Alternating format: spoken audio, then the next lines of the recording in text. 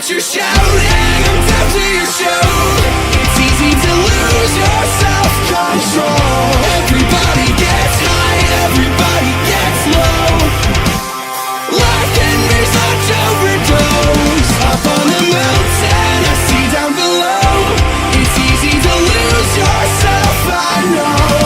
In the in-between.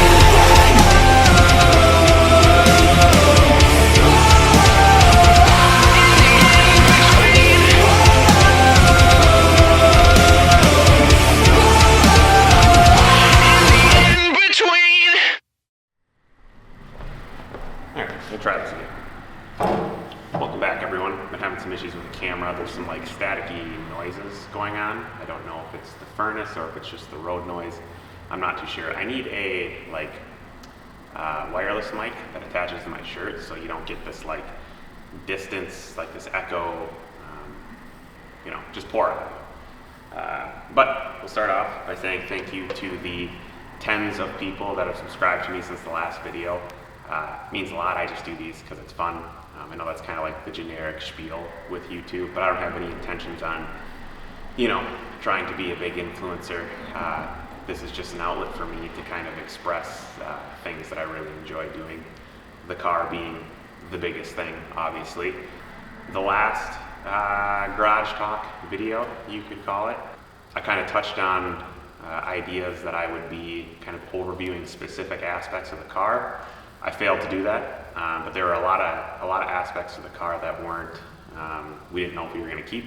So I was kind of waiting for some of those plans to be more set in stone. And now we're at a pretty good point to where I feel comfortable kind of highlighting certain areas of the car that I think will stay for quite some time. One of which is going to be the splitter. The last video you had seen, I have a LVA, a liquid vinyl splitter on the car. It worked very well for the track. Looked really sharp. All the hardware and the material was high quality. So there's nothing there, but I wanted a little bit more. And I knew kind of what I was looking for, just wasn't super practical for what I had. I'm debating on getting more into time attack.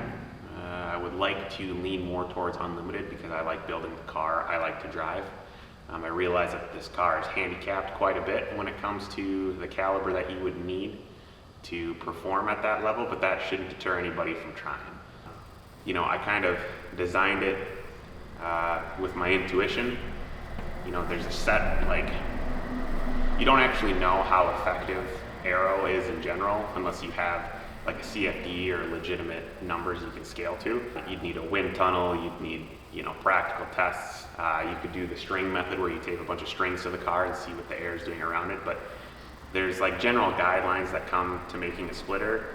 Obviously having a splitter is probably going to create more downforce than not having a splitter. The shape of the splitter itself plays a lot into it. Having things like splitter tunnels. All of these things are kind of just general guidelines that will roughly benefit you, for lack of a better word. And so the design that we did with this splitter is obviously good surface area. The bottom leading edge of the splitter is beveled, and I can go over that in another video too, but essentially what that does is just maintain laminar flow. You don't want any air separation in the splitter. Again, a lot of people will probably know about this, so it'll be redundant. For those who don't, I'll try to make a video kind of explaining the physics of a splitter. Another good contact, or another good source of information you can go to for that is AJ Hartman. He does a really good job at explaining things, and he's actually the resource I use for just creating my own splitter. Super nice guy. Another thing we're changing is how we're fastening the splitter to the car. Previously, we just kind of bolted it onto the car. We kind of had to get it up under the car. We had some studs running through the bottom, kind of had to line those up, screw nuts on, and then connect the splitter rods. This time around, we are doing these professional awesome quick disconnects, which those of you that are familiar with these, ooh and ah, because that's what I did. These are really nice. So this bracket will attach to the chassis of the car underneath, and then this foot will attach to the splitter, and they're separate pieces that come apart by this little mechanism here that you just pull on, and it drops it down.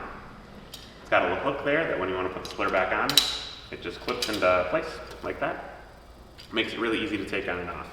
We also got the professional awesome splitter rods. which are compression fittings with clevis pins that are also quick pinned, make it really quick. So hopefully, ideally the splitter should be able to come on and off within, a minute, which is gonna be really good because it's not practical to drive on the street. It's way too big for that. It's also made out of carbon fiber, and I don't wanna destroy it outside of the track. I know that it's gonna take a ton of abuse, but I just wanna be as cautious as possible, and making the process to get it on and off easier is gonna be the best way to do that. So we'll have a video highlighting that. So that's the splitter project. We've gotten all the materials for it, except for the air dam, which you just go to Home Depot, get some garden edging that have different height, so you can, adapt to your bumper. I think what they actually made it for, I think Home Depot made an air dam for a splitter on a race car, and it also seconds as garden edging.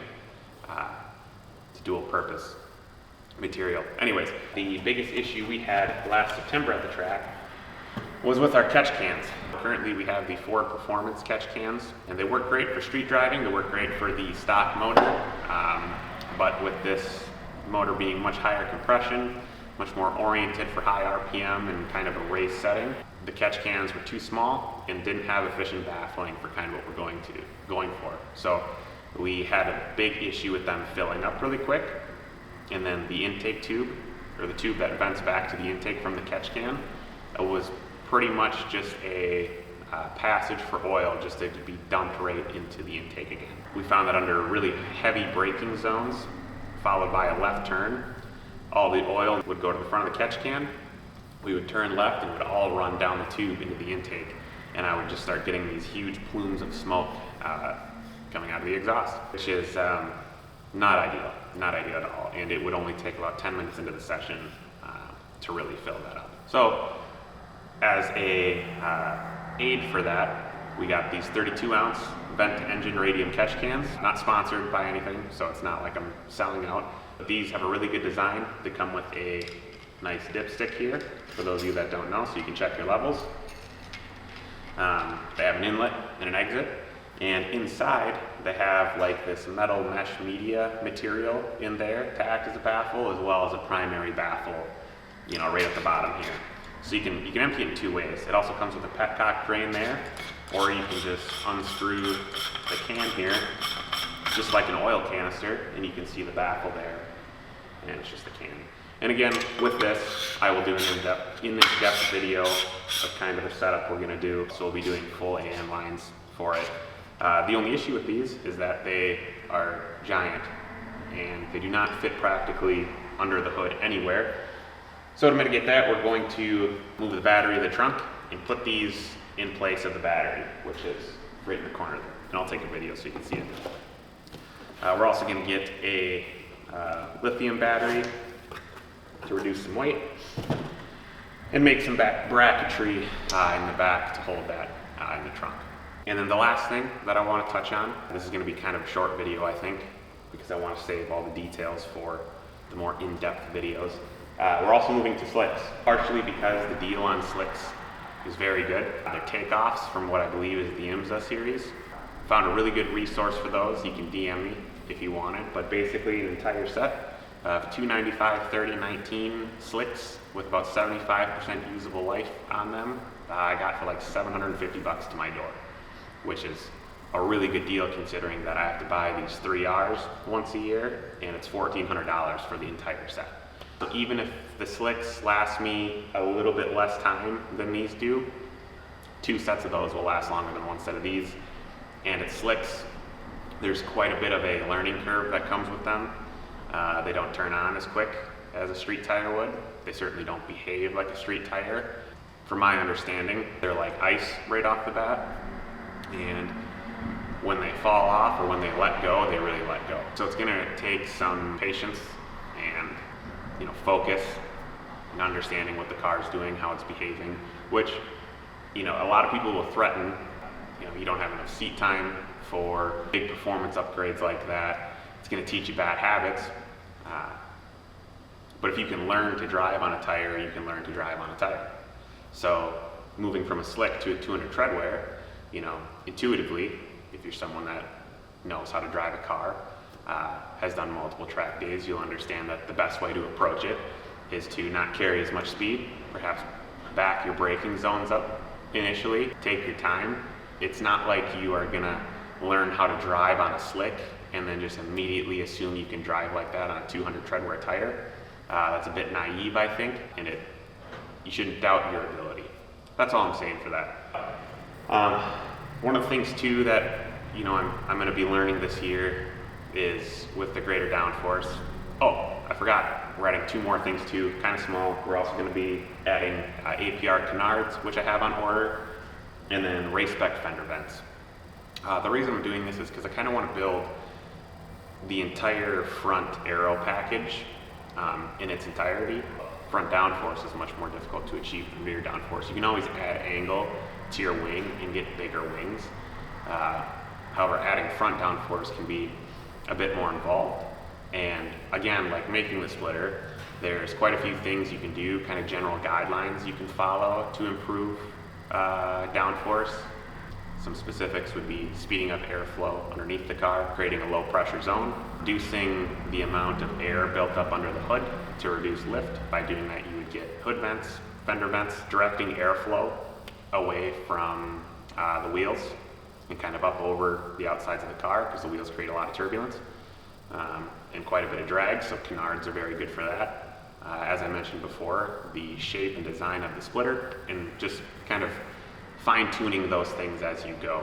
Again, if you don't have a wind tunnel and you don't have the access to kind of the bougie ways to figure things out, which is kind of the whole aspect behind grassroots racing, then just kind of following the general guidelines and educating yourself is going to help you regardless.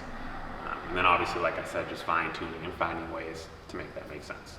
So we're going to do a lot of learning this year with the increase in front downforce, with the slicks. We're going to make sure that the engine's happy with these catch cans and that they're being effective. One of the things I can foresee happening is the MagneRide not particularly agreeing with the increase in Aero.